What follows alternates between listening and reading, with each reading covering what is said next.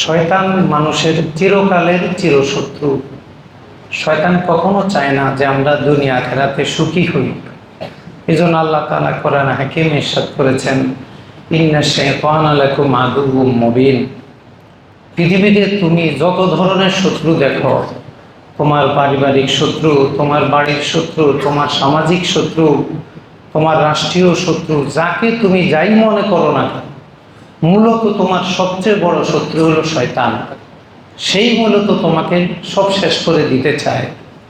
মানুষের শত্রুতার একটা শেষ থাকে, মানুষের শত্রুতার পদ্ধতির একটা নির্দিষ্ট গণ্ডি থাকে, কিন্তু শয়তানের শত্রুতার কোনো গণ্ডি নেই, নির্দিষ্ট কোনো রূপরেখা নেই। যে কোনোভাবে সে আমাদেরকে ধোঁকায় ফেলে আমাদেরকে গন্তব্যচ্যুত করে ফেলতে পারে।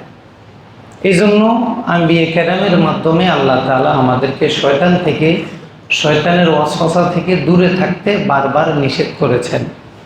এবং কি কি কাজ করলে শয়তান আমাদের বেশি কাছে চলে আসে, কি কি কাজ না করলে শয়তান কাছে চলে আসে, এগুলো আম্বিয়া কেরাম রাসূলুল্লাহ সাল্লাল্লাহু আলাইহি ওয়াসাল্লাম হাদিস শরীফের মধ্যে বিস্তারিতভাবে আমাদেরকে জানিয়ে দিয়েছেন। এখন আমাদের কাজ হলো এমনভাবে আমাদের জীবনটাকে পরিচালনা করা যেন শয়তান, আমার যে মূল শত্রু, সে যেন আমাকে ক্ষতিগ্রস্ত করতে না পারে দুনিয়াতে এবং আখিরাতে। শয়তান যে শুধু আমাদেরকে দিয়ে গুনাহ করায় বিষয়টা তা না। শয়তান আমাদেরকে যেমন গুনাহ করায়, শয়তান আমাদেরকে আমাদের নির্দিষ্ট কর্মক্ষেত্র থেকেও দূরে সরিয়ে দেয়, আমাদের গ্রহণযোগ্যতাকে নষ্ট করে দেয়, আমাদের অনেক ভালো ভালো দুনিয়াবী কাজগুলোকে সে নষ্ট করে দিয়ে দুনিয়াতেই সে আমাকে অপমানিত করতে চায়। এজন্য আমাদেরকে মুসলমান হিসেবে খেয়াল রাখতে হবে, এমন কোনো কাজ করব না যে কাজ করলে শয়তান কাছাকাছি চলে আসে। এমন কাজ আমরা ছাড়বো না যে কাজ ছেড়ে দিলে শয়তান আমাকে ধোঁকা দিয়ে ফেলতে পারে। ওলামায়ে কেরাম, মুফাসসিরিনে কেরাম, মুজতাহিদিনে আযম পুরা শরীয়তের নুসুসগুলোকে ভালোভাবে ঘেঁটে গবেষণা করে প্রায় সকলেই বলেছেন, আদবের অভাবে শয়তান মানুষকে খুব দ্রুত কব্জা করে ফেলতে পারে, আর আদব থাকলেই শয়তান মানুষ থেকে দূরে সরে যেতে বাধ্য হয় আদবের কারণে। তাহলে আদব এমন একটা বিষয় যার কারণে আমার শত্রু আমার কাছে আসবে অথবা আমার শত্রু আমার থেকে পলায়ন করে চলে যাবে। এই জন্য আদব, এটা ইসলামী শরীয়তের একটা মূল সৌন্দর্য। একেবারে শরীয়তের প্রত্যেকটা কিছুতে ইসলামী শরীয়ত আদবের বর্ণনা করেছে। আমি কথা বলবো, কথা বলার আদব কি, আমি ঘুমাবো, ঘুমানোর আদব কি, আমি চলবো তো চলার আদব কি, আমি বলবো তো বলার আদব কি। প্রত্যেকটা ক্ষেত্রে উঠা বসায় আমাদেরকে আদব শিখিয়েছে ইসলামী শরীয়ত। রাসূল সাল্লাল্লাহু আলাইহি ওয়াসাল্লাম সাহাবায়ে কেরামকে বলেছেন, আমি তোমাদের কাছে তোমাদের পিতৃতুল্য, তোমাদের মা বাবা যেমন তোমাদেরকে একান্ত ছোট ছোট বিষয়গুলো শেখায়, আমিও তোমাদেরকে শিখাই। এমনকি ইস্তেনজা করার আদবও আমি তোমাদেরকে শেখাই। পুরো টিস্যু তুমি কিভাবে ব্যবহার করবে এটাও আমি তোমাদেরকে শিখাই। ইসলাম পুরোটাই আদবের ধর্ম। এই আদবের কারণেই ইসলামের সৌন্দর্য। আদব যেখানে থাকবে না সেখানে আর ইসলামের সৌন্দর্য থাকবে না, মুসলমানের সৌন্দর্য থাকবে না, এই পৃথিবীর সৌন্দর্য, এই মিতালি পরিবেশ আর ঠিক থাকবে না। এই জন্য শুরু থেকেই আল্লাহ রাব্বুল আলামিন সকল নবীর মাধ্যমে, আসমানি কিতাবের মাধ্যমে বান্দাদেরকে আদবের প্রতি গুরুত্ব দিয়েছেন, কেউ যেন আদব হারা হয়ে না যায়। আদব শব্দের বিশ্লেষণে অভিধানবিদগণ বলেন, আদাবা ইয়াদিবু আদবান, অর্থ ডাকা, ভাবে দরাবা থেকে আদবান মাজদার, তার অর্থ হল ডাকা। অভিধানবিদগণ বলেছেন, খাবার তৈরি করে খাবারের জন্য মানুষকে ডাকা অথবা কোনো কাজ করে, কোনো কিছু তৈরি করে এই কাজের প্রতি মানুষের দৃষ্টি আকর্ষণ করা, এটার নাম হল আদব। লিসানুল আরবে, মাকাইসুল লুগায়, মুজামুল মুনির, বিভিন্ন অভিধানের মধ্যে এই বিষয়গুলো ওনারা বিস্তারিতভাবে বলেছেন। মাকাইসুল লুগার মধ্যে খুব সুন্দরভাবে বলেছেন যে আনতাজমান নাস আলা তাআম, আদব হলো তুমি খাবারের জন্য মানুষকে জমা করা। তো খাবারের দস্তরখানা তৈরি করে মানুষকে ডাকলে মানুষ যেমন সহজে আকর্ষিত হয়, সহজে আসে, এই ডাকটা মানুষ যেভাবে সাড়া দেয়, ঠিক মানুষের মধ্যে আদবটাও এরকম। যার মধ্যে আদব থাকবে তার প্রতি সকলের দৃষ্টি পড়বে, তার জন্য সকলের দোয়া পড়বে, তার জন্য সকলের মন লেগে থাকবে। খাবারের প্রতি মানুষের মন যেভাবে লেগে থাকে, আদবের প্রতিও মানুষের মন লেগে থাকে। এই জন্য এখান থেকে বলা হয় আদব, অর্থাৎ আমি আমার আখলাককে, আমার শিষ্টাচারকে, আমার ভদ্রতাকে সাজিয়ে গুজিয়ে আমি অন্যের দৃষ্টি আকর্ষণ করব আমার প্রতি। এই জন্য এটাকে আদব বলা হয়েছে। আদাবুল আকলি গ্রন্থের মধ্যে আল্লামা আকফাহাসি রহমতুল্লাহ আলাই বলেছেন, হিয়া ইজতেমাউ মাহাসিনিল আখলাক ও মাহাসিনিল আদাত, সুন্দর অভ্যাস, সুন্দর আচরণ, এটাই হলো আদব। প্রত্যেকটা ক্ষেত্রে সুন্দর আচরণ, সুন্দর অভ্যাস, যেটা সুন্দর এটাই আদব। ইমাম মুনাবি রহমতুল্লাহ আলাই ফাইজুল কাদিরের প্রথম খণ্ডের 225 পৃষ্ঠায় লিখেছেন, আদব হলো তাজিমু মান ফাওকাহু মারিফতি বিমান দুনাহু, বড়দেরকে সম্মান করা, ছোটদেরকে স্নেহ করা, এটা হলো আদব। এখন আমি কিভাবে সম্মান করব আর কিভাবে স্নেহ করব? আমার মনে যদি আদব থাকে, আদবই বলে দিবে ওস্তাদের সামনে কিভাবে থাকতে হয়। এটার কিতাবে বলতে হবে না, ক্লাসে বলতে হবে না। আদবই বলে দিবে মা বাবা ডাকলে কিভাবে সাড়া দিতে হবে। আদব বলে দিবে মুরব্বীকে দেখলে কিভাবে রাস্তায় সাইড দিয়ে দিতে হবে। আদব যদি ভিতরে থাকে, অঙ্গ প্রত্যঙ্গ আদব অনুযায়ী পরিচালিত হবে। এই জন্য ইমাম মুনাবি রহমতুল্লাহ আলাই বলেছেন, আদব হলো বড়দেরকে শ্রদ্ধা করা, ছোটদেরকে স্নেহ করা। কাশফুল ইস্তিলা কিতাবের প্রথম খণ্ডের 127 পৃষ্ঠায় বলা হয়েছে, হুসনুল আহওয়ালি ফিল কিয়াম ওয়াল কুউদ ওয়া হুসনুল আখলাক ওয়া ইজতিমাউল খিসালিল হামিদা, যে আদব হলো যাবতীয় সকল ক্ষেত্রে সুন্দর পন্থা অবলম্বন করা, সকল ক্ষেত্রে সুন্দর উত্তম যেটা, এটা অবলম্বন করা, উত্তম চরিত্র অবলম্বন করা, উত্তম গুণাবলীকে নিজের মধ্যে সন্নিবেশ করা, এটা হলো আদব। মেরকাতুল মাফাতিহের মধ্যে মোল্লা আলী কারি রহমতুল্লাহ আলাই এবং ফাতুল বাড়ির মধ্যে ইবনে হাজার আসকালানি রহমতুল্লাহ আলাই আদবের আলোচনায় বলেছেন, আল আদাবু ইস্তেমালু মা ইউহমাদু কাওলান ওয়া ফি'লান, কথা কাজের মধ্যে যত সৌন্দর্য আছে, যত সুন্দর কাজ, যত সুন্দর কথা আছে, এগুলোর ব্যবহার, এটা হলো আদব। সুন্দরভাবে কথা বলা, সুন্দরভাবে চলা, সুন্দরভাবে সম্মান করা, সুন্দরভাবে একটা কাজ করার চেষ্টা করা, এই যে সুন্দর উত্তম পদ্ধতি তালাশ করা, এটা হলো আদব। এর মাধ্যমে মানুষ ভদ্রতা উপার্জন করতে পারে। সমাজের মানুষের কাছে সে যখন ভদ্র হবে, সবাই তার জন্য দোয়া করবে, তার প্রতি সবার নজর পড়বে, মায়ার নজর পড়বে, দয়ার নজর পড়বে, দোয়ার নজর পড়বে। এই জন্য এটাকে তম ইস্তেমাউ তম থেকে আদবকে আনা হয়েছে। আল্লাহ রাব্বুল আলামিন কোরআনে কারীমের মধ্যে সূরা তাহরিমের 6 নং আয়াতে ইরশাদ করেন, ইয়া আইয়ুহাল্লাযীনা আমানু কু আনফুসাকুম ওয়া আহলিকুম নারা, হে মুমিনগণ, তোমরা নিজেদেরকে এবং পরিবারের সকল সদস্যকে জাহান্নাম থেকে বাঁচাও।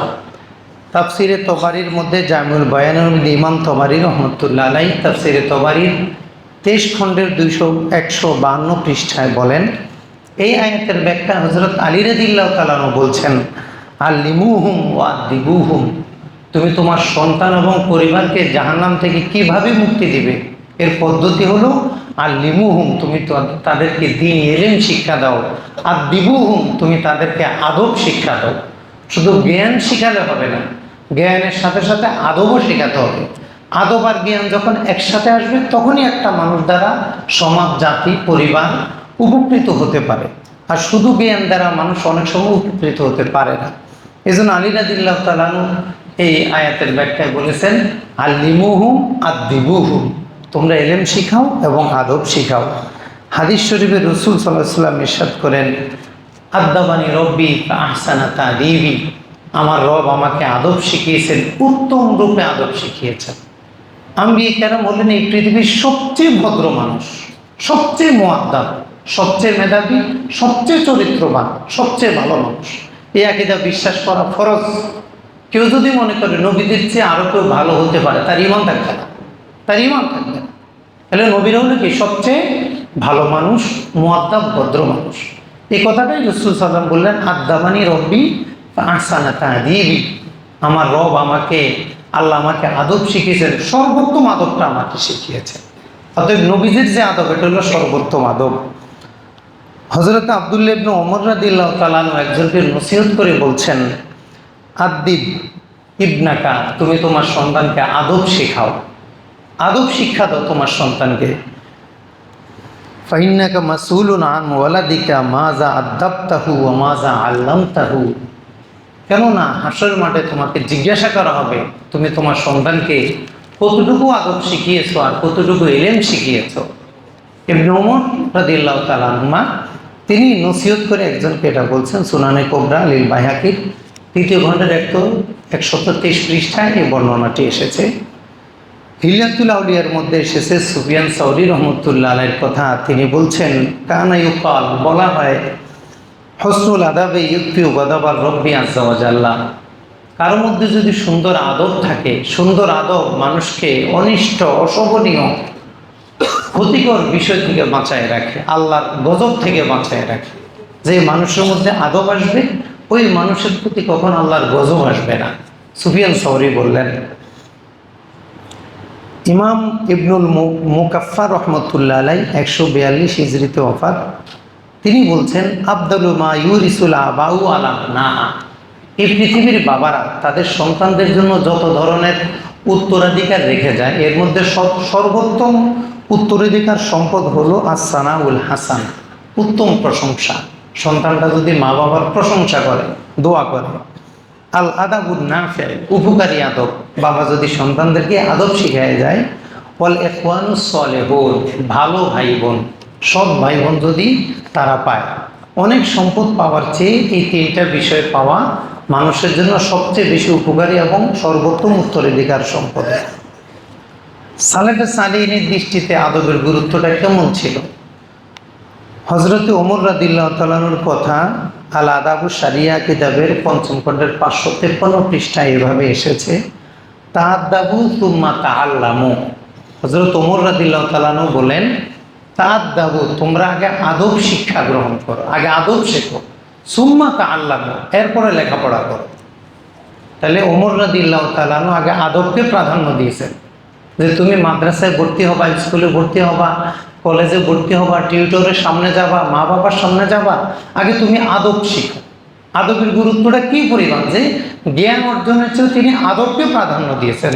তাআদ্দাবু, আগে আদব শিখো, ভদ্রতা শিখো, শিষ্টাচারিতা শিখো, এরপরে সুম্মা তাআল্লামু, এরপরে তোমরা ইলমি দ্বীন অর্জন করো, জ্ঞান শিখো, এরপরে তোমরা বই পুস্তক পড়ো।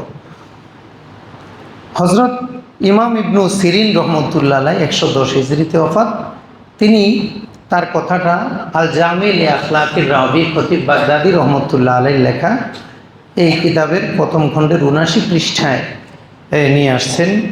ইবনু সিরিন রহমতুল্লাহ আলাইহির কথা, তিনি বলছেন, কানু ইয়াতাআল্লামুন আল হাদিয়া কামা ইয়াতাআল্লামুন আল ইলমা, আমাদের সালাফগণ, আমাদের মুরব্বীরা হাদিস, কোরআন, ফিকহ এগুলো যেভাবে শিখতেন, আদবও সেভাবে শিখতেন। শুধু কোরআন হাদিস শিখতেন না, শুধু হাদিস শিখতেন না, শুধু উস্তাদের কাছে বসে কিছু বর্ণ জ্ঞান শিখতেন না, বর্ণ জ্ঞানের সাথে সাথে তারা আদবও শিখতেন।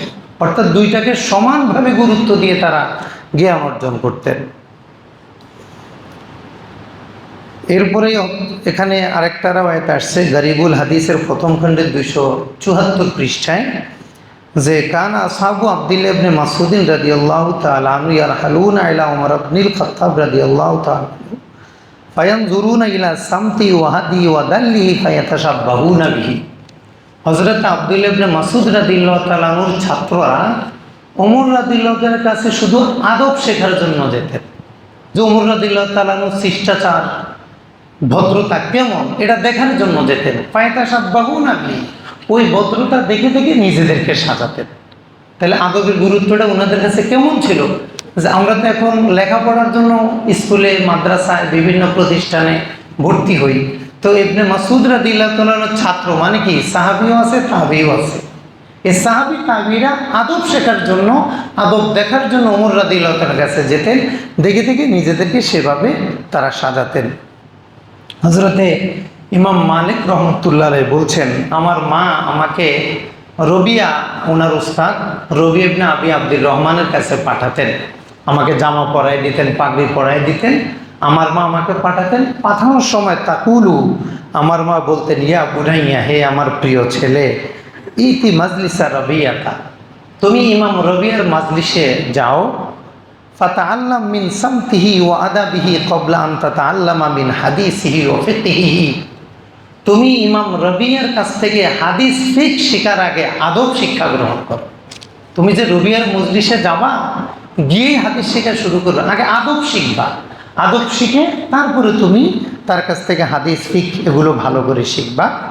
আর তামহিদের 3য় খণ্ডের 4র্থ পৃষ্ঠায় এরাও একটি এসেছে।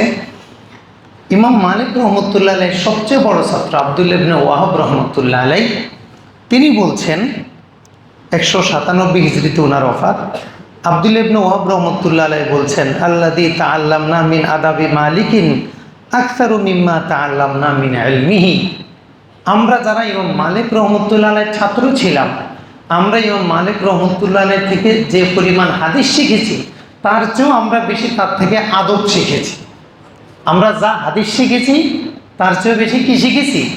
আদব শিখেছি, যে কীভাবে হাদিস পড়াতে হয়, নবীজির সামনে কীভাবে আদব দেখাতে হয়। এই যে আদব, আমাদের সাহাবায়ে কেরাম, আমাদের তাবিরা, তাবি, বড় বড় মুস্তাদ ইমামরা আদবকে কীভাবে গুরুত্ব দিতেন, আমরা যদি এগুলি একটু খেয়াল করি, তখন আমরা দেখব যে তারা এলেমের চেয়েও আদবকে সর্বযুগে গুরুত্ব দিয়ে আসছেন। আব্দুল্লাহ ইবনে ওয়াহাব রহমতুল্লাহের বর্ণনাটি তারতিবুল মাদারিক কিতাবের প্রথম খণ্ডের 127 পৃষ্ঠায় এসেছে। খতিব বাগদাদির লেখা আল জামি লি আখলাকির রাবির প্রথম খণ্ডের 88 পৃষ্ঠায় এসেছে। আন ইবনুল মুবারক রাহিমাহুল্লাহ ক্বালা আলী মাখলাদ ইবনুল হুসাইন, ইমাম আব্দুল্লাহ ইবনে মুবারক রহমতুল্লাহ আলাইহিকে মাখলাদ ইবনে হুসাইন বলছেন, নাহনু ইলা কাসীরিম মিনাল আদাবি আহওয়াজু মিন্না ইলা কাসীরিম মিনাল হাদিস, হাদিস শেখা আমাদের যতটা প্রয়োজন, তার চেয়েও বেশি প্রয়োজন আমাদের আদব শেখা।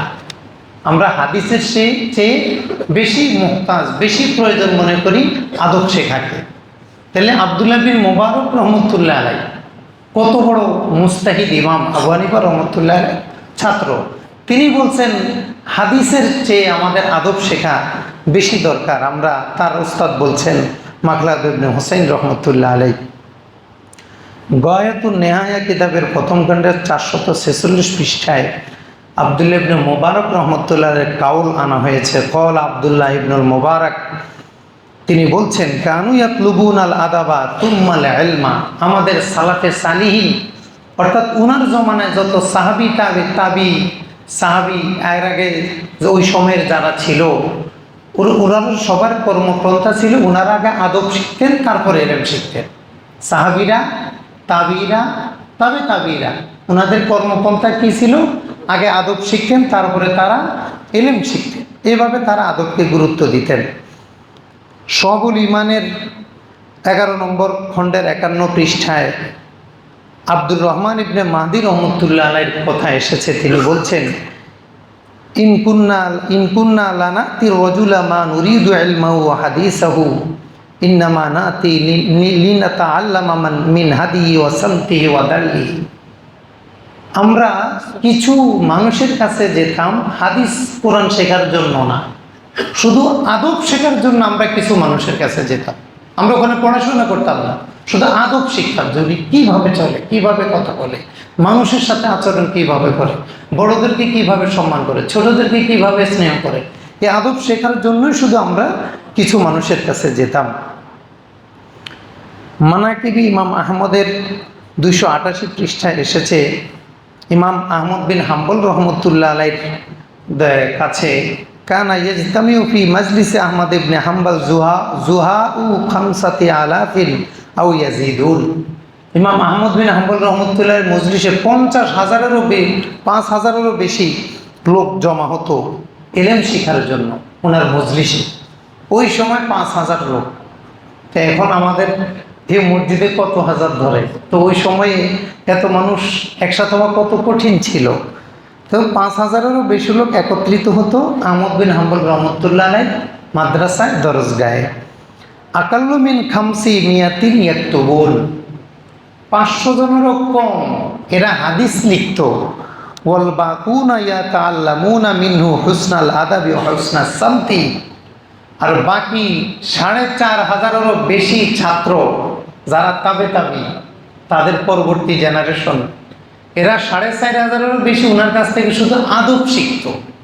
তাহলে ছাত্রদের মধ্যে এলেম শেখার চেয়ে আদব শেখার আগ্রহ বেশি ছিল। এই জন্য আল্লাহ তাআলা ওই যুগে ইমাম শাফিকে তৈরি করেছেন, ইমাম আবু হানিফাকে তৈরি করেছেন, ইমাম হাম্মাদকে তৈরি করেছেন, আহমদ বিন হাম্বল ইমাম মালিককে তৈরি করেছেন, ইমাম মোহাম্মদকে তৈরি করেছেন।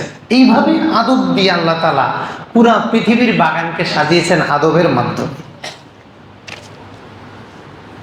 এরপরে আল বুনিয়া কিতাবের প্রথম খণ্ডের 116 পৃষ্ঠায় এসেছে, আব্দুল্লাহ ইবনে মুবারক রহমতুল্লাহ আলাইহি বলছেন, আমাকে যদি বলা হয় যে একজন ব্যক্তি আছে তাকে দুনিয়ার সকল শুরু শেষ সকল জ্ঞান দেওয়া হয়েছে কিন্তু তার মধ্যে আদব নাই, তাহলে আমি তার সাথে দেখা করতে যাব না, আশাও করি না, তার সাক্ষাৎ ছুটে গেলে এটার জন্য আমি আফসোসও করি না। কিন্তু যদি আমাকে বলা হয় একটা লোকের কাছে আদব আছে, ওই লোকের সাথে যদি আমি দেখা করতে না পারি তাহলে আমি আফসোস করব, আমি তার সাথে দেখা করার আশা বোধ করি, আমি তীব্রভাবে কামনা করি একটা আদবওয়ালা লোককে আমি একটু দেখি। তাহলে আমাদের সালাফে সালিহিনের দৃষ্টিতে আদবের গুরুত্বটা কেমন ছিল, যে এলেম হাদিস কোরআন ফিকহ সব কিছুর উপরে ওনারা আদবকে প্রাধান্য দিয়ে তারপরে শিখতেন। আল জামিল আখলাকির রাবি কিতাবের প্রথম খণ্ডের 80 পৃষ্ঠায় খতিব বাগদাদি রেওয়ায়েত নিয়ে এসেছেন ইব্রাহিম ইবনে হাবিব ইবনে শাহিদ থেকে। তিনি বলছেন, কলা লি আবি, আমার বাবা আমাকে বলেছে, ইয়া বুনাইয়া, হে আমার প্রিয় ছেলে, ইতিল ফুকাহা ওয়াল উলামা, তুমি আলেম ওলামার কাছে যাও, আগমন করো, ওয়া তাআল্লাম মিনহুম, তাদের কাছ থেকে শিক্ষা গ্রহণ করো, অখুজ মিন আদাবিহিম ওয়া আখলাকিহিম ওয়া হাদিহিম, তুমি তাদের আদব শিষ্টাচারিতা ভদ্রতা তাদের কাছ থেকে শিক্ষা গ্রহণ করো। ফাইন্না যাকা আহাব্বু ইলাইয়া লাকা মিন কাসীরিন মিনাল হাদিস, বেশি পরিমাণে হাদিস শেখার চেয়ে তুমি তাদের কাছ থেকে আদব শিখবে, এটা আমি তোমার জন্য বেশি পছন্দ করি। আদবটা আমাদের ইমামদের কাছে কতটুকু গুরুত্বপূর্ণ ছিল। সবচেয়ে বড় ধরনের ভয়াবহ মন্তব্য করেছেন আদবকে নিয়ে ইমাম আবু আবদুল্লাহ আল বুশানজি রহমতুল্লাহ আলাই, 291 হিজরিতে ওয়াফাত। ইমাম আবু আবদুল্লাহ বুশানজি রহমতুল্লাহ আলাই বলছেন, মান আরাদ আল ইলমা ওয়াল ফিকহা বিগাইরি আদাবিন ফাকাদ ইত্তাহামা আইয়াকযিবা আলাল্লাহি ওয়া রাসূলিহি, কেউ যদি আদব ছাড়া এলেম শিখতে চায়, কোরআন সুন্নাহ শিখতে চায়, ফিকহ শিখতে চায়, তার অথচ তার মধ্যে আদব নাই, অচিরেই সে আল্লাহ এবং রসুলের উপর মিথ্যারোপ করবে। নাউজুবিল্লাহি মিন যালিক। এই জন্য দেখা যায় যত বাতিল ফেরকার মূল, সে কিন্তু মুস্তাহিদ পর্যায়ের ইমাম ছিল, মুস্তাহিদদের মতো মেধাবী ছিল, পড়াশোনা ছিল, জ্ঞানের গভীরতা ছিল। হয়তো আদবের অভাবে সে এখন বাতিল ফেরকার প্রধান হয়ে গেছে। আমাদের আহলে সুন্নাত ওয়াল জামাত হলো একদল, এর মোকাবেলায় আছে মুসলমানদের আরো 72টা বিভ্রান্তিপূর্ণ আকীদার দল, 72টা। এদের প্রত্যেকের গুরুকে দেখা যাবে অনেক জ্ঞানী, অনেক মেধাবী, অনেক প্রভাবশালী, কিন্তু দেখা যাবে আদবের অভাবে সে ফাকাদিক তাহামা আইয়াকযিবা আলাল্লাহি ওয়া রাসূলিহি, সে আদব না থাকার কারণে আল্লাহ এবং রসুলের উপরে মিথ্যারোপ করছে। তাহলে আমরা আমাদের সাহাবি তাবি আইমে মুস্তাহিদিনে আযম, ওনারা কোরআন সুন্নাহ কোরআন হাদিসের জ্ঞানের চেয়েও আদব শেখাকে সবসময় বেশি গুরুত্ব দিতেন। এই জন্য আল্লাহ তাআলা ওনাদের দিয়ে এভাবে দ্বীনের খেদমত নিয়েছেন। এই কথাগুলো আমাদের জন্য এজন্য বলতে হবে যে এখন আমাদের অবস্থাটা কোথায় চলে গেছে। আমরা যারা অভিভাবক, আমরা আমাদের সন্তানদের শুধু বর্ণ জ্ঞানকে দেখি, স্যারে পড়ায়, হুজুরে পড়ায়, প্রাইভেট পড়ায়, মাদ্রাসায় পড়ায়, স্কুলে পড়ায়, সে A+ পেয়েছে কিনা, সে পাস করেছে কিনা, কিন্তু সে শিক্ষকের সামনে বসে পা দুলায় কিনা, পায়ের উপরে পা দিয়ে বসে কিনা, জুতা খুলে বসে কিনা, জুতা পরে বসে কিনা, কিভাবে বসা দরকার ছিল সেভাবে বসে কিনা, কিভাবে উস্তাদের সাথে কথা বলা দরকার ছিল সেভাবে কথা বলে কিনা, সে আনুগত্য আছে কিনা, সে ভদ্রতা আছে কিনা, এখন এগুলো কিন্তু হারায় গেছে, সমাজ থেকে হারায় গেছে। এখন শিক্ষা কেমন যেন একটা মাবি পণ্যর মতো হয়ে গেছে, বিকৃত পণ্যের মতো। এক পক্ষ বিক্রি করে আর এক পক্ষ কিনে নেয়। বিষয়টা কিন্তু এমন ছিল না যে আগে আদব নিতে হবে তারপরে জ্ঞান নিতে হবে, আগে আদব নিতে হবে তারপরে কোরআন সুন্নাহর ইলম নিতে হবে। এজন্য আমরা যারা তলেবুল ইলম, আমরা যারা ছাত্র, আমরা যারা পড়াশোনা করা প্রয়োজন মনে করি, নিজের জীবনে অনেক বড় কিছু হওয়ার প্রয়োজন মনে করি, আমাদেরকে সবার আগে প্রাধান্য দিতে হবে কাকে? আদবকে। যে আমি ক্লাসে কিভাবে বসলাম, ওস্তাদ আসছে আমি পা দুলাচ্ছি, পায়ের উপরে পা দিয়ে নাচাচ্ছি, আমার মধ্যে কোনো সচেতনতা নাই। ওস্তাদ ক্লাসে এসে গেছেন, আমি এখনো বসে রয়েছি, হুজুর যে আসলেন, স্যার যে আসলেন, আমার ওস্তাদ যে আসলেন, এটার কোনো অনুভূতি আমার মধ্যে কাজ করতেছে না। এটা তো আদবের লক্ষণ না। আদব তো হলো তিনি দাঁড়ায় যাবেন, ওস্তাদ আসার সাথে সাথে ছাত্র দাঁড়ায় যাবেন। মেরকাতুল মাফাতির মধ্যে মোল্লা আলী কারি রহমতুল্লাহ আলী কিতাবুল আদবের বাবুল কেয়ামের মধ্যে বলছেন, ও কেয়ামুল মুতাআল্লিমি লিল মুআল্লিমি মুস্তাহাব্বুন গায়রু মাকরুহিন, যে উস্তাদের সম্মানে ছাত্র দাঁড়িয়ে যাওয়া এটা মুস্তাহাব, মাকরু নয়। অনেক ছাত্রকে, কিছু কিছু ছাত্রকে অনেক সময় দেখা যায় পিছনের বেঞ্চে বসে অথবা মাঝখানে বসে, সে মনে করে সবাই তো দাঁড়িয়ে গেছে, আমি না দাঁড়ালে তো আর স্যারে হুজুরে দেখবে না। আরে স্যারে হুজুরে তো দেখা দরকার নেই, যিনি তোমাকে জ্ঞান দিবেন যে আল্লাহ তাআলা, ওই আল্লাহ তো দেখে ফেলেছেন, এখন তোমার কি হবে? এজন্য আমরা কাজ করব কার ভয়ে? আল্লাহর ভয়ে। কার ভয়ে? আল্লাহর ভয়ে। আদব আসলে কিন্তু এগুলা সহজ হবে। এজন্য ছাত্র জীবনের সফলতার মূল জায়গাটা হলো আদব। আদব হলো জ্ঞানের পাত্র। আদবটা কি? জ্ঞানের। আপনি দোকানে গেলেন, চাউল কিনবেন, 1 কেজি চাউল দিলে এখন রাখবেন কিসে? হাওয়ায় কি চাউল রাখা যায়? মহাশূন্যে কি চাউল রাখতে পারবেন আপনি? আপনাকে একটা পলিথিন নিতে হবে, একটা পাত্র নিতে হবে, কিছু না কিছু একটা নিতে হবে। এটা যদি না নেন, চাউলটা আপনি আনতে পারবেন না, এটা আপনি ভোগ করতে পারবেন না। আপনি টাকা দিতে পারে কিন্তু চাউল আনতে পারবেন না, পণ্য আনতে পারবেন না। আপনাকে একটা পাত্র ব্যবহার করতে হবে। উলামায়ে কেরামের কথা থেকে বোঝা যায় যে আদব হলো এলেমের পাত্র, জ্ঞানের পাত্র। যার আদব নাই, তার এলেমের পাত্রই নাই, সে এলেম নেবে কিসে করে? তার তো জ্ঞানের পাত্রই নেই, সে জ্ঞান গ্রহণ করবে কিসে করে? এই জন্য ফোকাহে কেরাম, মুস্তাহিদিনে এজাম কোরআন সুন্নাহর চেয়েও আদবকে বেশি গুরুত্ব দিতেন। কেন? কোরআন সুন্নাহর জ্ঞান রাখা হবে আদবের পাত্রে। কোন পাত্রে? আদবের পাত্রে। এই জন্য একজন ছাত্র কখনো জুতা দিয়ে বেঞ্চের উপরে উঠতে পারে না। একজন ছাত্র কখনো এক বেঞ্চের উপর, এক বেঞ্চকে টপকায় আরেক বেঞ্চের উপর দিয়ে যেতে পারে না। এগুলো আদব বহির্ভূত। তুমি যেতে পারো, কেউ দেখবে না, কেউ কিছু বলবে না, কিন্তু তোমার মোহর এক জায়গায় পড়ে যাবে, এক জায়গায় সিলগালা হয়ে যাবে। কেন? তুমি কর্মজীবনে কোথায় গিয়ে যেন আটকে গেছো, কোনো সমাধান খুঁজে পাচ্ছ না। আদবের নজির এটাই যুগে যুগে বোঝায়। কোরআন থেকে আদবের নজির আমরা কিভাবে নিতে পারি? আল্লাহ রাব্বুল আলামিন কোরআন হাকিমে বারবার আদম আলাইহিস সালামের ঘটনা বলেছেন, বারবার শয়তানের কথা বলেছেন।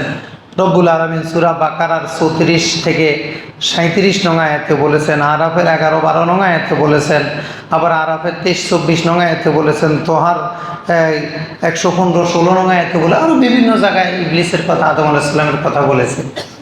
আদম আলাইহিস সালাম এবং ইবলিসের ঘটনা আমরা জানি না কি? আমরা জানি কি না যে আদম আলাইহিস সালামও আল্লাহ তাআলার আদেশ লঙ্ঘন করছেন, ইবলিসও আল্লাহর আদেশ লঙ্ঘন করছে। আদম আলাইহিস সালামকে বলেছেন এটা খাবে না, উনি খেয়ে ফেলছেন। ইবলিসকে বলেছেন সেজদা দাও, সে সেজদা দেয় নাই। তাহলে দুজন আল্লাহর বিধান লঙ্ঘন করেছেন কিনা? কিন্তু একজন নবী হলেন কেন, আরেকজন শয়তান হলেন কেন? আমাদের বুঝার জায়গাটা এখানে। দুজনই আল্লাহর আদেশ লঙ্ঘন করেছেন। একজনকে আল্লাহ নবী বানায় দিলেন, আরেকজনে বলে দিলেন উখরুজ ফাইন্নাকা রাজিম, তোর নাম কেটে দিলাম, বের হয়ে যা। এই সর্বপ্রথম নাম কাটছে কে? কে নাম কাটছে? আল্লাহ তাআলা। তাহলে প্রতিষ্ঠানের নিয়ম লঙ্ঘন করলে নাম কাটতে হবে, এটা আল্লাহ তাআলারই নির্দেশনা। কেউ যদি প্রতিষ্ঠানের নিয়ম লঙ্ঘন করে, এর নাম কেটে দিও উখরুজ। এখানে রাজনীতি করা নিষেধ, তুমি রাজনীতি করো কেন? বেরো, তুমি অভিশপ্ত, বেরো মাদ্রাসা থেকে বেরো। কেন? সারা দুনিয়ার মাদ্রাসা দেখো না? উখরুজ। এই আরশের যেই নিয়ম চলবে, ওই আরশের নিয়ম মেনে তুমি ইবলিসকে থাকতে হবে। তুমি যদি চেষ্টা করো, বেরো। এখন দেখা গেল কি দুইজনে আল্লাহর আদেশ লঙ্ঘন করলো। আদম আলাইহিস সালাম লঙ্ঘন করছেন, ইবলিসও লঙ্ঘন করছে। কিন্তু আল্লাহর হিসাবটা কেমন? ইবলিসকে চিরজীবনের জন্য নাম কেটে বের করে দিলেন, আর আদম আলাইহিস সালামকে চিরজীবনের জন্য তার সন্তান সহ জান্নাতি বানায় দিলেন। এখন আমরা দুইজনের আল্লাহর সাথে কথাবার্তাটা একটু দেখি, দুজনে কীভাবে আল্লাহর সাথে কথা বলে। আল্লাহ বললেন, আদম খাইলা কেন? নিষেধ করছি না? আল্লাহ রব্বানা যালামনা আনফুসানা ওয়া ইল্লাম তাগফির, আল্লাহ ভুল হয়ে গেছে, হায় হায় কি হবে আল্লাহ, ভুল করে ফেলেছি, আসলে আমার মনে ছিল না। আদম আলাইহিস সালামের অন্তরের যে ব্যথা, অন্তরের যে অনুশোচনা, এটা আল্লাহ তাআলার কাছে এমনভাবে পছন্দ হয়েছে। আল্লাহ তাআলা সূরা তহার 115 নং আয়াতে বলছেন, ওয়ালাকাদ আহিদনা ইলা আদামা মিন ক্বাবলু ফানাসিয়া ওয়া লাম নাজিদ লাহু আজমা। আমি আদমের কাছ থেকে একটা অঙ্গীকার নিয়েছিলাম যে এই গাছের ফল খাবার, সে ভুলে গিয়েছে, তিনি ভুলে গিয়েছিলেন। আমি তাকে দৃঢ় প্রতিজ্ঞাবদ্ধ অবস্থায় পাই না যে ভুল করলে করছি কি হয়েছে, ভুল করলে করছি কি হয়েছে, যেটা শয়তানকে পাওয়া গেছে। তাহলে সে তার কর্মের জন্য অনুশোচনা প্রকাশ করেছেন। আদম আলাইহিস সালাম তওবা করা শুরু করছেন, আল্লাহ মাফ করে দেন, এই কান্নাকাটি। তাহলে আদম আলাইহিস সালামকে যখন ভুল ধরাই দিলেন আল্লাহ তাআলা, কান্নাকাটি শুরু করে দিয়েছেন, মনের মধ্যে হায় আমি কি করলাম, আমি তো ভুল করে ফেলছি, আল্লাহ যেই ফয়সালা দেন সব মেনে নিব, আপনার ফয়সালাই ফয়সালা, একবারে কান্নাকাটি শুরু করে দিয়েছি। আল্লাহ তাআলা ইবলিসকে বললেন, ইবলিস এই সবাই সেজদা করো ইল্লা ইবলিস। কে সেজদা করে নাই? মা মানাকা আল্লাহ তাসজুদ, এই তুমি সেজদা করলা না কেন? সেজদা করতে কিসে তোমাকে নিষেধ করেছে? খলাকতানি মিন নার খলাকতাহু মিন তিন। আল্লাহ কি বলেন, আমি উত্তম, সে তো অধম, উত্তম কি অধমকে সেজদা করতে পারে? এই কি পাওয়া গেল? একজন ভেঙে ঝুলে পড়ছে, আল্লাহ যখন ডাক দিলেন ভেঙে ঝুলে পড়ছে, তো আবার দরজায় চলে গেছে। আরেকজনে নিজের ভুল স্বীকার তো করেই নাই, উল্টা নিজের ভুলের পক্ষে যুক্তি দেওয়া শুরু করলো। তাইলে বোঝা গেল কি, একজনের মধ্যে আদব ছিল বিধায় ভেঙে ঝুলে পড়ছে, আর আরেকজনের মধ্যে আদব ছিল না বিধায় সে আরো জেগে উঠছে। কি বলেন আল্লাহ? হতে পারে নাকি এটা? আমাকে বানিয়েছেন আগুন দিয়ে, তাকে বানিয়েছেন মাটি দিয়ে। আগুনের গতি উপরের দিকে, মাটির গতি নিচের দিকে। আগুনের মাধ্যমে হয় আলো আসে, মাটির মধ্যে শুধু অন্ধকার আসে। আলো আর অন্ধকার, উপর আর নিচ কি সমান? এ বলে সে আল্লাহকে যুক্তি দিল। তাহলে আদব আছে কার মধ্যে, আর আদব নাই কার মধ্যে? তাহলে দুইজনেই ভুল করলেন, দুইজনে আল্লাহর বিধান লঙ্ঘন করলেন। একজনের মধ্যে আদব ছিল, আল্লাহ নবী বানিয়ে দিলেন। আরেকজনের মধ্যে আদব ছিল না, আল্লাহ তাকে চিরজীবনের জন্য অভিশপ্ত বানিয়ে দিলেন। এটা হলো আমাদের শিক্ষা। আজকে আমাদের সমাজে আমাদের ছেলেরা এখন উস্তাদের সাথে কথা বলে বোধহয় যে ও সহপাঠী। একটা হলো বন্ধুসুলভ, উস্তাদের সাথে বন্ধুত্বপূর্ণভাবে কথা বলা। যখন উস্তাদ বন্ধুত্বপূর্ণভাবে চলবে সেটা কথা বলা যায়, কিন্তু আদব তো ছাড়া যাবে না। কথা বলতে বলতে তো হুজুরের জুতাটা তো পাড়ায় দেওয়া যায় না। পাড়ায় দেওয়া যায়? হ্যাঁ, আমি হাঁটতেছি, আমার হুজুরের জুতা পড়ছে, আমি পাড়ায় গেলাম না, লেগে গেল না, চলে গেল, এগুলো কোনো ভ্রুক্ষেপ নাই। এগুলো কিন্তু আদবের অভাবে হয়। এটা আমাদের টিচার্স রুম, আমাদের উস্তাদরা এই রুমে বসেন। প্রত্যেক ছাত্রের উচিত কি, যতবার এখান দিয়ে যাবে প্রত্যেকবার সবগুলো জুতাকে ভাঁজ করে যাবে। ওস্তাদরা নামার সময় যেন জুতাটা ভাঁজ অবস্থায় পায়, যে সোজা পা দিয়ে চলে আসবে। এখন আমরা মনে করি এখানে তো ওস্তাদও আছে, কেরানিও আছে, দপ্তরিও আছে, ঝাড়ুদারও আছে, কার জুতার কোনটা আমি গুছাবো? অথবা এটা যে করা দরকার, এটা আমাদের অনুভূতিতেই আসে না। ওই যে আদব না থাকার কারণে খেদমতের আগ্রহ নষ্ট হয়ে যায়। আর আদব যদি থাকতো, আর হুজুরদের রূপ তা আমি গুছিয়ে দিই, একটু দূরে দিয়ে যাই। অনেক সময় আমাদের অনেক ছাত্রকে দেখা যায় প্রিন্সিপাল রুমের সামনে দিয়ে বারান্দার এদিক দিয়ে হাঁটে। এটা তোমাদের দুঃসাহস। আমরা সারা জীবনে এইভাবে একবার হাঁটছি কিনা খুব সন্দেহ হয়, যে এটা তো ভয় লাগার কথা যে হুজুরের রুমের সামনে দিয়ে যাওয়া যায়, একটু ঘুরে ওই ফুল গাছের ওই পাশ দিয়ে যাওয়া লাগবে। এটা হলে আদব, একটু দূরে দিয়ে যেতে হবে। কারণ আমার হুজুরের সামনে দিয়ে আমি যখন যাবো, আমার চলাফেরা ভুল হইতে পারে, একটা ভুল হয়ে যেতে পারে, এটা মনোকষ্ট হতে পারে। আদব কিন্তু এইভাবে মানুষকে ভদ্রতা শেখায়, এইভাবে মানুষকে দোয়ার উপযুক্ত বানায় দেয়। তাহলে আদম আলাইহিস সালাম নবী হলেন আদবের কারণে, আর শয়তান হলো আদব না থাকার কারণে। রাসূল সাল্লাল্লাহু আলাইহি সাল্লামের দরবারে সাহাবায়ে কেরামের আদবটা কেমন ছিল? আল্লাহ রাব্বুল আলামিন সূরা হুজুরাতের মধ্যে ইরশাদ করেন, ইয়া আইয়ুহাল্লাযীনা আমানু লা তুকদ্দিমু বাইনা ইয়াদাইল্লাহি ওয়া রাসূলিহি। হে মুমিনগণ, তোমরা আল্লাহ রসুলের সামনে বেড়ে যেও না, আল্লাহ রসুলের কথা আগে কথা বলবে না। আল্লাহ রসুলের সিদ্ধান্তের আগে তোমরা কোনো সিদ্ধান্ত দিবে না। ওয়াত্তাকুল্লাহ ইন্নাল্লাহা সামিউন আলিম। এরপর আল্লাহ তাআলা আরেকটা আদব শিখাচ্ছেন, ইয়া আইয়ুহাল্লাযীনা আমানু লা তারফাউ আসওয়াতাকুম ফাওকা সাওতিন নবী। তোমরা তোমাদের গলার আওয়াজকে নবীর আওয়াজের চেয়ে উঁচু করবে না, নবীজির আওয়াজের চেয়ে যেন তোমাদের গলার আওয়াজ ছোট হয়। মুফাসসিরিন কেরাম আয়াতের ব্যাখ্যায় বলেছেন, ওলামায়ে কেরাম বলেন যে উস্তাদের আওয়াজের চেয়ে ছাত্রের আওয়াজ বড় না হওয়া এই আয়াতের শিক্ষা, এবং উস্তাদের সামনে সামনে না হাঁটা। আমার স্যার আসতেছে, আমার হুজুর আসতেছে, আসতে দাঁড়ায় থাকা, হুজুর যাবে, স্যার যাবে, তারপরে আমি হাঁটবো, আমি এখন দাঁড়ায় থাকবো, তারপরে আমি যাব। এই যে সম্মান, এই যে আগে না যাওয়া, এটা নবীজির ক্ষেত্রে যেমন, যেহেতু ওলামায়ে কেরাম নবীর ওয়ারিস, এই সম্মানটা তাদেরকেও করা দরকার, যারা করবে তারা নিয়ামত পাবে। এখানে আমাদেরকে আদব শিখিয়েছে কোরআন যে উস্তাদের সাথে তর্ক করা তো দূরের কথা, তাদের সামনে দিয়েও হাঁটা যাবে না, তাদেরকে সাইড দিতে হবে, এক পাশে দাঁড়ায় না, তাদেরকে সম্মান করতে হবে। তর্ক তো দূরের কথা, ওনাদের গলার আওয়াজের উপরে স্বর্গ উঁচু করা যাবে না, আস্তে কথা বলতে হবে যেন উস্তাদের মনে কষ্ট না হয়। হ্যাঁ, প্রয়োজনীয় শব্দ করবে, অপ্রয়োজনীয় কোনো শব্দ করবে না। এতে কিন্তু ছাত্র জিন্দিগির পুরোটা বরবাদ হয়ে যায়, বরবাদ হয়ে যায়, একবার পুরো জিন্দিগি শেষ হয়ে যায়। সাহাবায়ে কেরামের সাথে নবীজির সম্পর্কটা এমন ছিল, ওনারা কখনো নবীজির আওয়াজের উপরে কথা বলতেন না। এভাবে তারা নবীজি সাল্লাল্লাহু আলাইহি সাল্লামকে আদব দেখাতেন, এবং বড়দের প্রতি, সালাফদের প্রতি আদব দেখানো এটা ওয়াজিব মনে করেন। উলামায়ে কেরাম এটাকে ওয়াজিব মনে করেন যে সালাফে সালিহিনের প্রতি আদব দেখাতে হবে। হযরত হুযায়ফা রাদিয়াল্লাহু তাআলা আনহু থেকে বর্ণিত আসছে মুসলিম শরীফের 2017 নং হাদিস, যে আমরা যখন রাসূল সাল্লাল্লাহু আলাইহি সাল্লামের সাথে খেতে বসতাম, রাসূল সাল্লাল্লাহু আলাইহি সাল্লাম যতক্ষণ খাবারে হাত না দিতেন আমরা কেউই ওনার আগে খাবারে হাত দিতাম না। নবীজি শুরু করতেন, তারপরে আমরা শুরু করতাম। তাহলে একই মজলিসে বাবা মা ছেলে সবাই আমরা একসাথে বসে খাবো, আমরা কি খাবার নিয়ে শুরু করব, না আব্বু আম্মু শুরু করার পরে শুরু করব, অথবা তারা অনুমতি দিলে তারপরে আমরা? এগুলো কিন্তু ভদ্রতা, আদব, খাওয়া দাওয়ার আদব। আমরা যখন উস্তাদদের সাথে এক দস্তরখানে খাবো, উস্তাদ নিলে তারপরে খাবো, এটা হলো আমাদের আদব শেখানো হয়েছে এখানে। এবং সাহাবায়ে কেরাম নবীজিকে কেমন আদব দেখাতেন। উরওয়া সাকাফি হুদায়বিয়া সন্ধির সময় সন্ধি সমন্বয়ের জন্য মুসলমানদের কাছে আসলেন কুরাইশদের প্রতিনিধি হয়ে।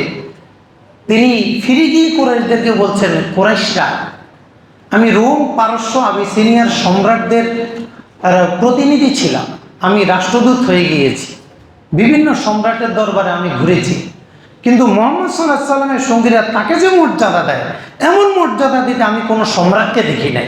এত মর্যাদা দেয়, কীভাবে মর্যাদা দেয় জানো?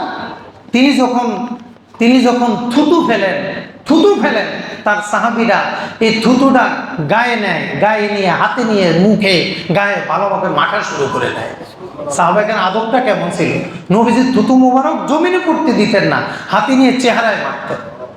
অন্য হাদিসে তো এসছে যে রাসূল সাল্লাল্লাহু আলাইহি সাল্লাম শুয়ে রয়েছেন, সাহাবী তিনি নবীজির শরীর মোবারকের থেকে ঘামগুলো আতরের শিশিরে ঢুকাইতেছেন। এই কি করো? হুজুর, আপনার ঘাম আমরা আতরের সাথে লাগাই। কেন? এতে আতরের ঘ্রাণ বেড়ে যায়। তাহলে নবীর ঘাম আর আমাদের ঘাম এক, তাহলে নবী আবার আমাদের সাথে মিলে যায় কিভাবে? নাউজুবিল্লাহ। এটা ভিন্ন আলোচনা। আদব না থাকলে এই ধরনের বিপজ্জনক কথা বলা হয়, এই জন্য আদব খেয়াল রাখতে হবে। তো নবীজি সাল্লাল্লাহু আলাইহি ওয়াসাল্লাম যখন ওযু করতেন, ওযুর পানিটা নেওয়ার জন্য সাহাবায়ে মধ্যে কাড়াকাড়ি ছুটে যেত, কে কার আগে ওযুর পানি নেবে। ওযুর পানি নিয়ে মাথায় শরীরে মাখামাখি শুরু করতেন। যে মানুষটাকে এত সম্মান করে, আমি কোনো বাচ্চাকে, কোনো সম্রাটকে, তার উজির নাজির কাউকে এই পরিমাণ সম্মান করতে আমি দেখি নাই। আমি সব দরবার ঘুরে আসছি, এত সম্মান করতে দেখি নাই। তো সাহাবায়ে কেরামের আদবটা নবীর সাথেই পরিমাণ ছিল। রাসূল সাল্লাল্লাহু আলাইহি সাল্লাম যখন হিজরত করে মদিনা আগমন করেন, তখন আবু আইয়ুব আনসারী রাদিয়াল্লাহু তাআলার বাড়িতে উঠেন। ইয়ামানের দ্বিতীয় তুব্বা বাদশাহ বাড়িটা বানিয়ে দিয়েছিলেন, সেখান থেকে আবু আইয়ুব আনসারী এটার মালিক হন। রাসূল সাল্লাল্লাহু আলাইহি সাল্লাম নিচতলায় থাকার সিদ্ধান্ত নিলেন, যেহেতু ওনার কাছে বিভিন্ন লোকজন আসবে, কথাবার্তা বলতে হবে। আবু আইয়ুব আনসারীকে বললেন, তুমি উপরে থাকো। রাতের বেলা আবু আইয়ুব আনসারী ঘুম থেকে উঠে গেলেন। হ্যাঁ, রাসূল সাল্লাল্লাহু আলাইহি সাল্লাম নিচে, আমি উপরে, এটা কিভাবে হয়? সারা রাত দাঁড়ায় গেছে, দাঁড়িয়ে থেকে সকালবেলা নবীজি, হুজুর এটা হয় না, আমার ঘুম আসে না, আমি তো হুজুর দোতলায় ঘুমাইতে পারি না, আপনি নিচে, আমি উপরে কীভাবে ঘুমাই? আপনি উপরে উঠেন। এই উনার পিড়াপিড়িতে রাসূল সাল্লাল্লাহু আলাইহি ওয়াসাল্লাম দোতলায় উঠতেই হলো, নবীজিকে দোতলায় উঠে ছাড়ছেন, এবার উনি নিচে নামছেন। তার আদবটা কি পরিমাণ ছিল যে আমি আমার ওস্তাদকে, আমার রসুলকে এই পরিমাণ সম্মান করব যে আমার মনে একটু দাগ লাগতে পারে, ইতস্ত লাগতে পারে, এতটুকু আমি অসম্মান করতে পারবো না। এইভাবে সাহাবায়ে কেরাম রাসূল সাল্লাল্লাহু আলাইহি ওয়াসাল্লামকে সম্মান করতেন। তাবিরা কিভাবে সম্মান করতেন? ইমাম মালিক রহমতুল্লাহ আলাইকে বলা হলো, আপনি এগুলোতে উঠেন না কেন, সাওয়ারিতে উঠেন না কেন মদিনা শরীফে? ইমাম মালিক রহমতুল্লাহ আলাই শাফি রহমতুল্লাহ আলাইকে বলছেন যে দেখো, যেই জমিনে রাসূল সাল্লাল্লাহু আলাইহি ওয়াসাল্লাম শুয়ে আছেন ওই জমিনে আমি পশুর উপরে থাকবো, আর ওই পশুটা খুর দিয়ে ওই জমিনকে মারাবে, এটা আমার লজ্জা লাগে। এজন্য আমি মদিনা শরীফের কোনো বাহনে উঠি না। শেফা কিতাবের মধ্যে রাবাতগুলো এসছে যে অন্য বর্ণনা এসেছে ইমাম মালিক রহমতুল্লাহ কখনো মদিনা শরীফে ইস্তেনজা করেন না, কখনো ইস্তেনজা করেন নাই, এবং উনি মদিনা শরীফের বাইরেও যেতেন না, মদিনায় থাকতেন। যেই জমিনে নবীজি আছে সেখানে আমি কিভাবে হাঁটি, কিভাবে? আবু হানিফা রহমতুল্লাহ ব্যাপারে বলা আছে যে তিনি জুতা খুলে হাঁটতেন, ইমাম মালিক জুতা খুলে হাঁটতেন। যেই জমিনে নবীজি শোয়া সেখানে আমি জুতা পরে হাঁটি কিভাবে? এই যে আদব, এটা আমাদের পক্ষে দেখানো সম্ভবই না, ওই মানসিকতাই নাই। কিন্তু এগুলো শুনলে নিজেকে একটা কল্পনা করা যায় যে আসলে আমাদের গ্যাপটা কি পরিমাণ হয়ে গেছে, এই দূরত্বটা কিভাবে আমাদের কমানো যায়।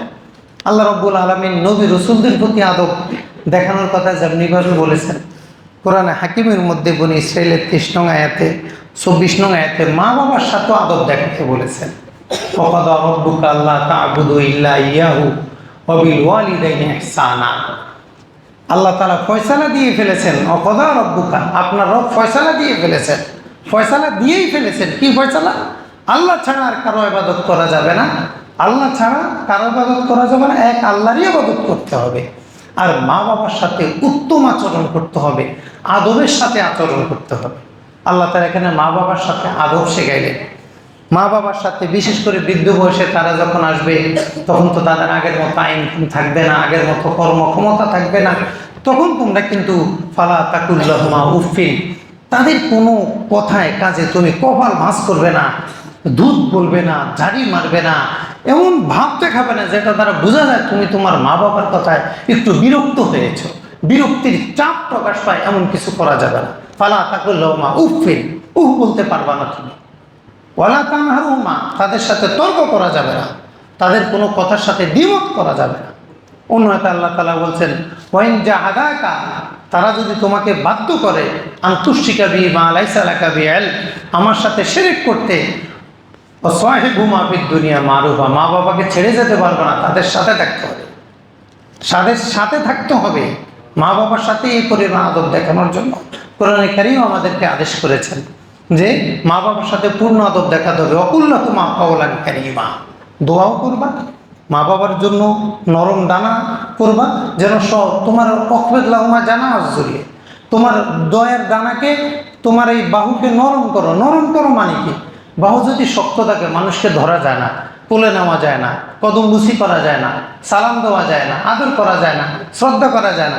বাহুটা যত নরম হয় তখন কদম বুসি করা যায়, ঝুঁকা যায়। মা বাবা যখন কাপড় চোপড় নষ্ট করে ফেলবে, ধুয়ে মুছে পরিষ্কার করে মা বাবাকে কোলে নেওয়া যায়। এই জন্য বলেছেন অফেদলাহুমা জানা জুল্লে, তুমি তোমার বাহুকে কোমল করো। যখনই মাকে কোলে নেওয়া দরকার হবে, বাবাকে কোলে নেওয়া দরকার হবে, তুমি যদি তোমার মা বাবাকে কোলে নিতে পারো, কোলে নিয়ে আদর করতে পারো, যেভাবে তোমার মা বাবা তোমাকে ছোটকালে আদর করছিল, দয়া করছিল। এজন্য আল্লাহ দোয়া শিখিয়ে দিয়েছেন, রব্বির হামহুমা কামা রব্বায়ানি সগীরা। শুধু মা বাবার খেদমত করলে হবে না, মা বাবাকে কোলে নিলে হবে না, মা বাবার জন্য দোয়াও করতে হবে। আদবটা কি পরিমাণ গুরুত্ব দিলেন। ইমাম রাগিব ইসফাহানী রহমতুল্লাহ আলাইহি আল মুফরাদাত ফি গারিবিল কোরআনের মধ্যে বলছেন, ওয়ায়ুসাম্মা কুল্লুম মান কানা সাবাবান ফি ইজাদি শাইইন আও সালাহা আও ফি ইজাদি শাইইন আও সালাহি আও যুহুরিহি আবান। কেউ যদি কোনো সংশোধনের কারণ হয়, কোনো কিছুর শিক্ষার কারণ হয়, অস্তিত্বের কারণ হয়, ওটা তাকেও বাপ বলা হয়, আগুন বলা হয়। বলে যালিকা ইউসাম্মান নাবিয়্যু সাল্লাল্লাহু আলাইহি ওয়াসাল্লাম আবাল মুমিনিন। এই জন্য নবীজিকে মুমিনদের বাবা বলা হয়, যেটা নবীজি হাদিসে বলেছেন, আমি তোমাদের বাবার মতো, সব কিছু আমি তোমাদেরকে শিখাই, আদব কায়দা। অসুম্মিয়া মুআল্লিমুল ইনসানি আবান, অসুম্মিয়া মুআল্লিমুল ইনসানি আবান, এই জন্য মানুষের শিক্ষককেও বাপ বলা হয়। এই জন্য ফুকায়ে কেরাম বলেছেন, ওলামায়ে কেরাম বলেছেন, মা বাবার সাথে যত আদব উস্তাদের সাথেও তত আদব। মা বাবার যেমন খেদমত করতে হবে, আদব দেখাতে হবে, উস্তাদকেও আদব দেখাতে হবে। উস্তাদের সামনেও কোমল ডানার হতে হবে, উস্তাদের জন্য দোয়া করতে হবে, উস্তাদেরও এইভাবে খেদমত করতে হবে, আদবের আচরণ করতে হবে। এখন আমাদের মধ্যে একটা ভিন্ন অবস্থা দেখা যায়। আমরা রাস্তাঘাটে সবাইকে সালাম দিতে পারি, কিন্তু ঘরে যাই আম্মারে সালাম দিতে শরম লাগে। এটা কেমন আম্মারে সালাম দেয় কেমনে? হ্যাঁ হ্যাঁ, আমার সালাম পাওয়ার বেশি হকদারকে আমার মা বাবা না। মান আহাক্কু বিহুসনে সাহাবাতি ইয়া রাসূলুল্লাহ, হুজুর আমার আচরণ সর্বোত্তম, যেটা সর্বোত্তম আচরণটা পাওয়ার অধিক হকদারকে। কলা উম্মুকা কলা সুম্মামান কলা উম্মুকা কলা সুম্মামান কলা উম্মুকা কলা সুম্মামান কলা আবুকা, তিনবার বললেন তোমার বাবা। এখন আমি সবাইকে আসসালামু আলাইকুম সবাই হুজুরদের কদম মুসি করি, কিন্তু আম্মা আব্বার কদম মুসি করতে শরম করে। এটা কি শরম না শয়তানি? বলো। এখন শয়তান কিন্তু হয়েছে আমাদের প্রকাশ্য দুশমন, প্রকাশ্য দুশমন। তাহলে আয়াত বলে যে মা বাবার সাথে যত আদব ওস্তাদের সাথেও কি তত আদব। তাহলে মা বাবাকে, মা বাবার কথায় বলা যাবে না, মা বাবার কথায় ঝাড়ি দেওয়া যাবে না, মা বাবার কথায় কপাল মোটা যাবে না। এখন মাদ্রাসার নিয়ম দেখলে যদি তোমার কপাল ফুটে যায়, বাবা তুমি এখানে ভর্তি হয়েছো কেন? তোমার তো কেউ গলায় রশি লাগায় আর টানতে টানতে টেনে হেসে তো এখানে আনে নাই, তুমি তো জেনে শুনে আসছো। তুমি যে প্রতিষ্ঠানে যাও, স্কুল হোক আর মাদ্রাসা হোক, ছোট প্রতিষ্ঠান হোক আর বড় প্রতিষ্ঠান হোক, তুমি প্রতিষ্ঠানে ঢুকার আগে দেখতে হবে ওই প্রতিষ্ঠানের আদব তোমার পক্ষে মেনে চলা সম্ভব কিনা। যেটা ওলামায়ে কেরাম আগে আদব শিখতেন, পরে কোরআন হাদিস শিখতেন। আমরা বলেছি যে আগে কি শিখতেন? আদব শিখতেন। এখন তুমি যে প্রতিষ্ঠানে পড়বা, ওই প্রতিষ্ঠানের আদব মেনটেন করা তোমার পক্ষে সম্ভব কিনা। যদি সম্ভব হয় তুমি ভর্তি হবা, আর যদি সম্ভব না তাহলে তুমি সেখানে ভর্তি হবা না।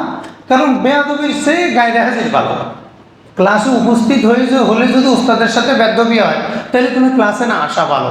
মাদ্রাসায় ভর্তি হয়ে যদি নিয়ম লঙ্ঘন করে বেয়াদব হতে হয়, তাহলে মাদ্রাসায় ভর্তি না হওয়া ভালো। তুমি অন্য মাদ্রাসায় যাবা, অন্য জায়গায় যাবা। কারণ মা বাবার সাথে যে আদব উস্তাদের সাথেও কি সে আদব দেখাতে হবে। এই জন্য উস্তাদেরকে কদর করতে হবে। তাহলে উস্তাদের পাওনাটা দুই দিক থেকে, একটা হলো মা বাবার মতো, আরেকটা হলো নবীদের ওয়ারিস। একটা হলো মা বাবার মতো, আরেকটা কি নবীদের ওয়ারিস। এই জন্য উস্তাদকে সম্মান করা ওয়াজিব, উস্তাদকে সম্মান করা কি ওয়াজিব। এখন আমাদের সমাজ এগুলো কি হারাই যাইতেছে। বাংলাদেশের একটা প্রসিদ্ধ প্রতিষ্ঠান আমরা দেখলাম যে ছাত্রকে কেন পিটান দিল, এই জন্য উস্তাদের নাম কেটে দিতে হবে। ছাত্র আন্দোলন করতেছে মাইক নিয়ে, হ্যান্ড মাইক নিয়ে, আরে ছাত্র জমা হয়ে গেছে, আমার ভাইকে মারলো কেন, উস্তাদকে বের করে দিতে হবে। হায় হায় কি অবস্থা। পরে শুনি 1 সপ্তাহ 10 দিনের জন্য ওই প্রতিষ্ঠানটা বন্ধ দিতে হইল। এখন ছাত্র যদি বলে উস্তাদকে বের করে দিতে হবে, এই কথাটাই রাসূল সাল্লাল্লাহু আলাইহি ওয়াসাল্লাম কিয়ামতের আলামত হিসেবে বলেছেন, আন তালিদাল আমাতু রব্বাতাহা, দাসী তার মনিবকে প্রসব করবে। আপনি যখন এই কথাটা পড়বেন আপনার তো মাথা হ্যাং হয়ে যাবে। দাসী তার মনিবকে প্রসব করে কিভাবে? দাসী তো মনিবকে প্রসব করতে পারে না, সে তো দাসী, সে তো তার মুনিবের অনুগত। মুনিব আগে না আসলে সে অনুগত হবে কিভাবে? এখন বলতেছে দাসী তার মুনিবকে প্রসব করবে, অর্থাৎ কিয়ামতের আগে এমন হয়ে যাবে আদব উঠে যাওয়ার কারণে যেখানে শিক্ষক ছাত্রদের নাম কাটতো, এখন ছাত্র আর শিক্ষকের নাম কাটে আদব না থাকার কারণে। এখন ছাত্র বলতেছে অমুক স্যারকে বের করে দেন, না আমরা ক্লাসে যাব না, এটা করতে হবে, না আমরা ক্লাসে যাব না, অমুক স্যারের ঘন্টা বদলায় দিতে হবে, অমুক হুজুরের ঘন্টা বদলায় দিতে হবে।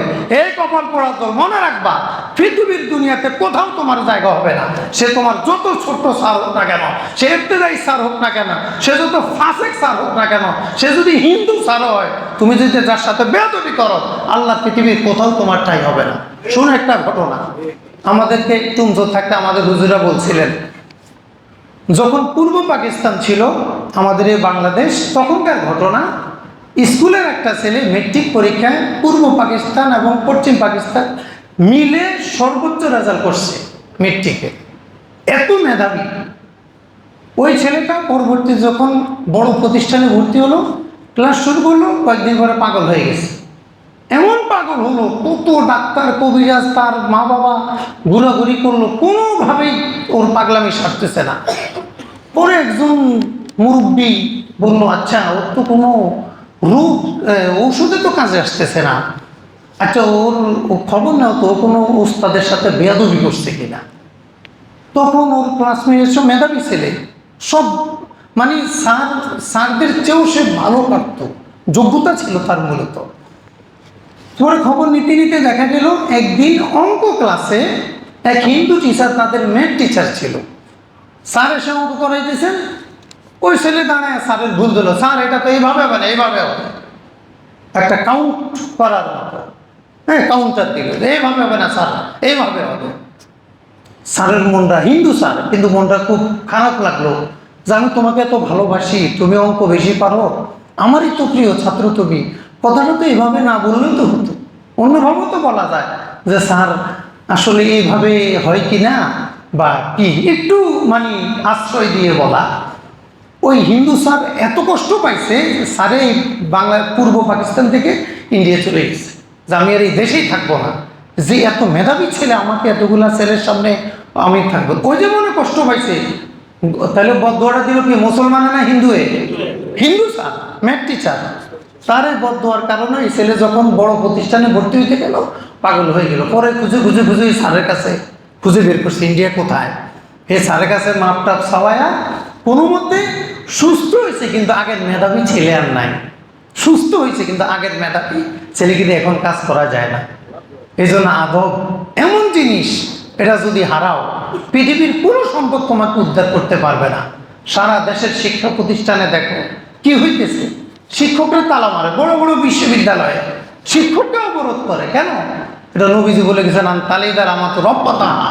যখন শিক্ষকরা ছাত্রদেরকে নাম কাটার কথা, উল্টা ছাত্ররা শিক্ষকদের নাম কাটবে, ছাত্ররা শিক্ষকদেরকে দাবি জানাবে। আরে বাবা তুমি দাবি জানাবা কেন? তুমি আবেদন পেশ করবা। ছাত্র তো দাবি জানাইতে পারে না, ছাত্র আবেদন পেশ করতে পারে। এখন আবেদন উঠে গেছে, এখন আমাদেরকে অমুক শিক্ষককে ঘন্টা দিতে হবে। যিনি প্রতিষ্ঠান প্রধান তারও তো কিছু দৃষ্টিভঙ্গি থাকে। এক এক মাদ্রাসার এক প্রতিষ্ঠানের সব শিক্ষক সমান কোয়ালিটির হয় না, কিছু কম বেশি মূলত মেনটেন করতে হয়। এটা আমরা যেখানেই যাই না কেন এটা মেনে নিতে হবে। এখন আমাদের সমাজের বড় সমস্যাটাকে দেখেন, আদব নেই, মা বাবার সাথে আদব নেই। এখন আমাদের অভিভাবকরা আমাদেরকে মোবাইলে বলে, হুজুর আমি যে বলছি ও নামাজ পড়ে না, ও যেন না জানে। বাবারে বাবা, এটা কোন জগৎ? বাবা বলতেছে হুজুর ও কিন্তু নামাজ পড়ে না, কথা শুনে না, হুজুর আমি যে বলছি ও যেন না জানে। আমি তো বুঝে ফেলাইছি, অবস্থা তো খারাপ। এ ঘরের তো দর্শন সিগন্যাল, যেখানে কোরআন বললো অকুল্লাহুমা কাউলান কারিমা, মা বাবার সাথে গোলামের মতো কথা বলো। অর্থাৎ তুমি গোলাম হলে মনিবের সামনে যেভাবে কথা বলতা মা বাবার সাথে সেভাবে কথা বলো। আর সেখানে ছেলের নামে বিচার দিয়ে বাবা বলতেছে হুজুর আমি যে বলছি এটা ছেলে যেন না জানে। এখন আমাদের ছেলেরা মা বাবাকে চাপ দেয়, মোবাইল দিতে হবে, টাকা দিতে হবে, এটা যদি না দো তাহলে আর মাদ্রাসায় যাবো না। এটাই নবীজি বলছেন তাহলে আমার তো রব্বা তাহা। যেখানে বাবারা সন্তানদেরকে ধমকানোর কথা ছিল সেখানে সন্তানরা বাবাদেরকে ধমকাবে। যেখানে ছাত্রদেরকে শিক্ষকরা ধমকানোর কথা ছিল এখন ছাত্রদের আতঙ্কে শিক্ষকরা পড়া ধরতে পারে না। ক্লাসে কিছু ছাত্র থাকে ওর আতঙ্ক হুজুরে স্যারে পড়া ধরতে পারে না, কারণ জানবে অমুক নেতার ভাতিজা, অমুক নেতার অমুক, ওরও যদি পড়া ধরি আর যদি কিছু দেওয়া লাগে আমার তো রাস্তাঘাট আর থাকবে না। এটাই নবীজি বলছেন কিয়ামতের আগে আদব উঠে যাওয়ার কারণে এমনভাবে উঠে যাবে শিক্ষা প্রতিষ্ঠান, পারিবারিক, সামাজিক, রাষ্ট্রীয়, কোথায় কোনো শৃঙ্খলা, ভদ্রতা, শিষ্টাচারিতা কিছুই না থাকার কারণে সব থাকবে কিন্তু শান্তি থাকবে না। কি আমাদের দিন দিন টাকা পয়সা বাড়তেছে না? কি বাড়তেছে কি না? কিন্তু শান্তি কি বাড়ে? শান্তি বাড়ে। দেখেন আমরা যখন ছোটকালে সাইকেল চালাইতাম, ওই জায়গাটি আসতেছে নামো, দাদা আসতেছে নামো, চাচা আসতেছে নামো, এই নামানামি ডরে দূরে গিয়ে সাইকেল চালাইতাম। এতক্ষণ নামলে চালামো কেমনে? পরে বাড়ির কাছে এসে সাইকেলও হাঁটতো, আমরাও হাঁটতাম, সাইকেল ভাড়া করিয়া মধ্যে হাঁটিয়া চলিল। এতক্ষণ নামে কেমনে? আর এখন নামে কি নামে? বেল দেয়। আরে সরেন না কেন? আপনি দেন না এসে বেল দেখো সরেন। এখন আমাদের সেটার খুব আপডেট হয়ে গেছে, এখন যা কিছু সব আপডেট হয়ে গেছে, কিন্তু আদব না থাকার কারণে শান্তি নেই।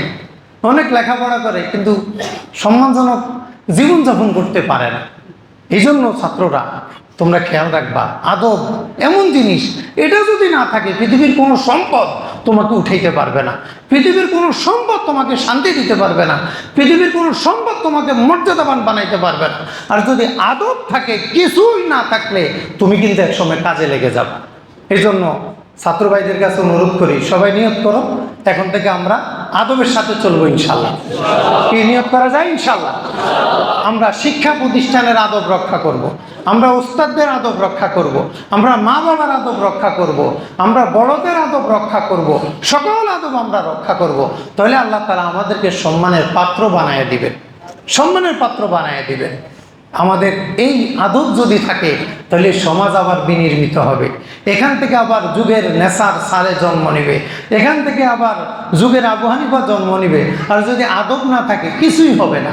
চিন্তা করা যায়, আবু হানিফার মতো মহান ইমাম, তিনি ওনার উস্তাদের উঠান করাইতেন, উঠান, থালা বাসন ধুই দিতেন, তরকারি কুটতেন, বাজার করে দিতেন। আবু হানিফার মতো মেধাবী সন্তান উস্তাদের সামনে একবারে গোলামের মতো হয়ে থাকতেন। এই কারণে আল্লাহ তাদেরকে এত মর্যাদা দিয়েছে। এই জন্য আমরা যারা তলিবুল ইলম, আমরা আজকে থেকে নিয়ত করবো ইনশাল্লাহ আমরা আমাদের পুরা জিন্দিগি আদবের সাথে চালাবো ইনশাল্লাহ। কি ঠিক আছে তো? ইনশাল্লাহ। যেই প্রতিষ্ঠানে যেই নিয়ম আমরা সেটা মেনে চলবো। আমাদের এখানে ছাত্র রাজনীতি নিষেধ, আমাদের এখানে কি দলীয় রাজনীতি কি নিষেধ। আমরা ছাত্র শিক্ষক কেউ আমরা এখানে দলীয় রাজনীতি করি না, এখানে করবো না। বাইরে গিয়ে তুমি সভাপতি হয়ে দাওয়াত দিও, দোয়া করে দিব, অসুবিধা নেই। তুমি বড় নেতা হয়ে ফোন করিও, হাদিয়া পাঠাই দিব, অসুবিধা নেই, বা তুমিও পাঠাবা, তাও অসুবিধা নেই। কিন্তু এটা যেহেতু একটা হেরেম, এটা যেহেতু একটা নির্দিষ্ট গণ্ডি, এটার একটা এরিয়া আছে, নিয়ম আছে, কানুন আছে, এটাকে যদি তুমি শ্রদ্ধা করো, তুমি যেদিকে যাও দেখবা সম্মান তোমার পিছিয়ে পিছিয়ে হাঁটবে। আর এখানে তুমি যদি বৃদ্ধাঙ্গুলি দেখাও, পৃথিবীর সব সম্মান তোমাকে বৃদ্ধাঙ্গুলি দেখায় চলে যাবে, অর্থাৎ অপমান তোমার দিকে ধেয়ে আসবে। আল্লাহ তাআলা আমাদের সকলকে মুস্তাহিদ ইমামদের মতো আদবের জিন্দেগি যাপন করার তৌফিক দান করেন। আমিন। আসসালামু আলাইকুম ওয়া রাহমাতুল্লাহি ওয়া বারাকাতুহু।